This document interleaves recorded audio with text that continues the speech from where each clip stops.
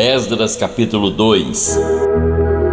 Estes são os filhos da província que subiram do cativeiro, dentre os exilados que Nabucodonosor, rei de Babilônia, tinha transportado à Babilônia, e tornaram a Jerusalém a Judá cada um para a sua cidade, os quais vieram com Zorobabel, Jesua, Neemias, Seraías, Reelaías, Mardoqueu, Bilsã, Mispar, Bigvai, Reum e Baaná. O número dos homens do povo de Israel: os filhos de Parós, 2.172, os filhos de Cefatias, 372, os filhos de Ará, 775, os filhos de Paate, Moabe, dos filhos de Jesuá, Joabe, 2.812, os filhos de Elão, 1.254, os filhos de Zatu, 945, os filhos de Zacai, 760, os filhos de Bani, 642, os filhos de Bebai, 623, os filhos de Asgad, 1.222, os filhos de Adonicão, 666, os filhos de Bigvai, 2.056, os filhos de Adim, 454, os filhos de Ater de Ezequias, 98, os filhos de Bezai, 323, os filhos de Jora, 112, os filhos de Azum, 223, os filhos de Gibar, 95, os filhos de Belém, 123, os homens de Netofá, 56, os homens de Anatote, 128, os filhos de Asmavete, 42, os filhos de Kiriate Jearim, Quefira e Beerote, 743, os filhos de Ramá e de Geba, 621, os homens de Miquimás, 122, os homens de Betel e de Ai, 223, os filhos de Nebo, 52, os filhos de Magbis, 156, os filhos do outro Elão, 1.254, os filhos de Arim, 320, os filhos de Lod, de Adid, de Ono, 725, os filhos de Jericó, 345,